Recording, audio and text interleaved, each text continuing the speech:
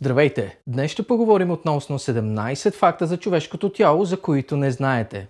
Или не знаехте поне до днес. Номер 17.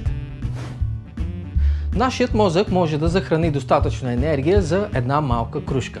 Когато сме будни, нашият мозък създава електричество между 15 и 25 волта. А това е достатъчно енергия, за да поддържа една LED крушка да свети постоянно. Този наш орган произвежда различни мисли, които могат да достигнат до 50 000 на ден, забележете. Всъщност, това показва, че митът, за който знаем, че човек използва само 10% от мозъка си, е всъщност доста погрешен. Изследванията показват, че ние ползваме голяма част от мозъка си дори и когато спим. Номер 16. Човешките зъби са почти здрави толкова, колкото на акула. Акулите имат горе-долу 15 зъба на всяка челюст. Всъщност, те са родени с група зъби още от бебета, така че да могат да се защитават, ако се наложи. Акулите са големи късметли, понеже не страдат от проблеми с зъбите или кариеси. Тяхните зъби са толкова силни и здрави, колкото на човека. А сега забавната страна. Емайла, който е на зъбите ни, е най-здравата част от нашето тяло. Номер 15. В зависимост от киселината, ако тя направи контакт с кожата ни, може да направи дупка в нея. Хидрохлоридната киселина обитава в стомахът ни. Този тип киселина е индустриална киселина и даже разтваря метали. Но в тялото ни се използва, за да предпази нашата имунна система, убива много вируси и бактерии, които се съдържат в храната ни, с която се храним. Също така тази киселина помага на специални ензими за храносмилането, от което отделя специални протеини, така че нашето тяло да може да приема храната по-добре. Още един забавен факт за това е, че когато се изчервим, този наш орган също се изчервява. Номер 14. Освен че може да се възпали, човешкият косъм е на практика неразрушим. Космите са прекрасна част от нашето човешко тяло. Първо съдържа цялата информация за човека в себе си, също така съдържа в себе си витамини, лекарства и дори алкохол, които са били в кръвта ни и в кръвното ни налягане. Само един откъснат косъм може да съдържа около 1/8 от 1 грам. Номер 13. Човек може да прави около 7000 различни физиономии. Според учените те се съдържат в 4 прости форми: гняв, страх, изненада, щастие и тъга. Гняв и страх са под една графа. Освен тези, останалите 7000 се състоят в различни, но свързани с тези 4 основни чувства. Интересното е, че повечето физиономии са симетрични. Номер 12. Бебетата имат около 60 кости в повече, отколкото един възрастен. Бебетата се раждат с около 270 кости, по-късно те започват да се сливат заедно. Например, костите на гръбначен стълб. Друг пример може да бъде бебешкият череп, който всъщност има няколко кости и покрития, които позволяват на бебето да излезе по време на раждането. Номер 11. Резолюцията на човешкото око е изчислена на около 500 мегапиксела. Това го прави около 72 пъти повече от задната камера на iPhone 6. И още, вашите очи могат да виждат различни 10 милиона цветове. Ето защо имаме нужда нашите телефони да имат колкото се може повече цветова гама на дисплея, като например 16 милиона. Номер 10. Човешката кожа тежи около 10 кг или малко в повече, което съдържа около 16% от тежината на човешкото тяло. Може би няма да се съгласите, но това е най-големият орган в човешкото тяло. Също така това е една от причините, които ни пречи да повдигнем някой друг.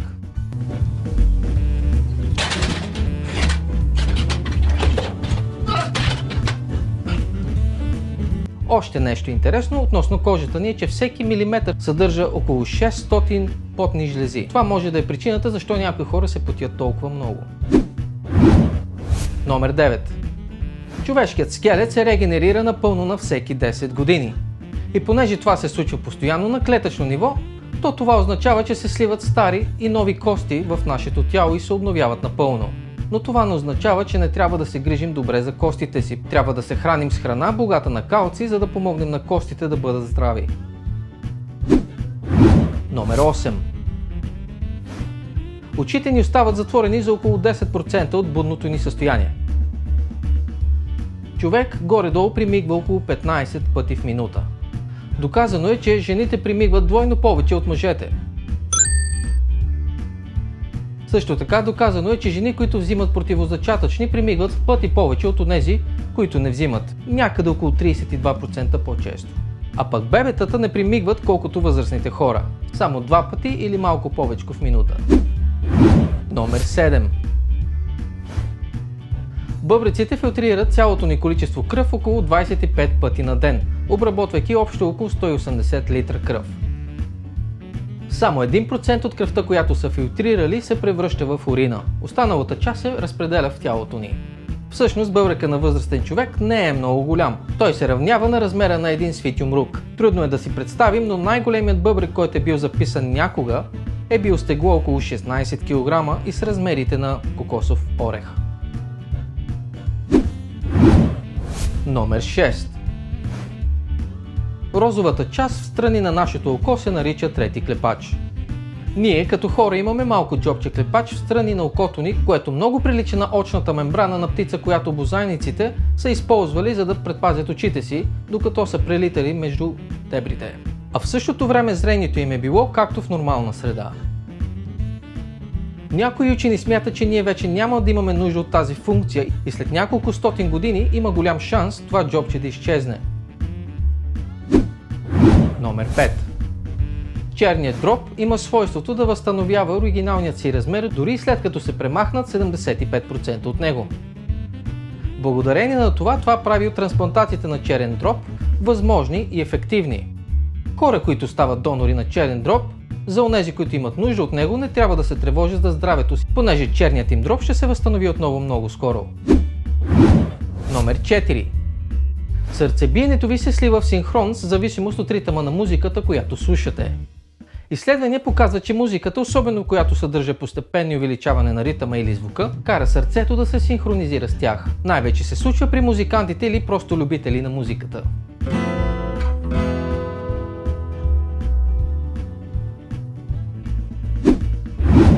Номер 3.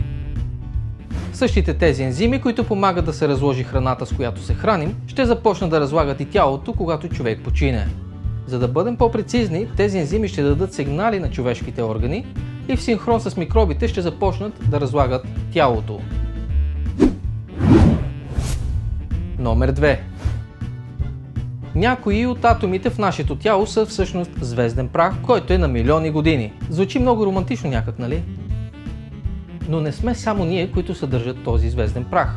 Всички растения, животни, храна и дори автомобила ви съдържат микрочастици от далечни звезди. Когато една звезда експлодира, тя изстрелва елементи, които се съдържат в покрайнините на Вселената. Ето как звездният прах може да се появи неочаквано и във вашата супа. Номер 1. За един човешки живот от около 70 години сърцето изпомпва около 260 милиона литра кръв. Сърцето трябва да работи доста, за да прави това. Този орган с размерите на юмрук тупти около 115 000 пъти на ден. Сърцето изпомпва около 30 литра кръв на ден и изпомпва кръв почти до всичките 75 трилиона клетки в тялото ни. Ето ни и в края на видеото, приятели. Наистина се надявам това видео да ви е харесало. Ако е така, то тогава моля, харесайте видеото, дайте палец нагоре, абонирайте се на канала ми, споделете видеото и пишете долу в коментарите кой факт ви е харесал най-много от това видео. Също така ударете камбанката. Тя ще ви напомни всеки път, когато качвам нови видеа. Благодаря ви, чао и до следващия път!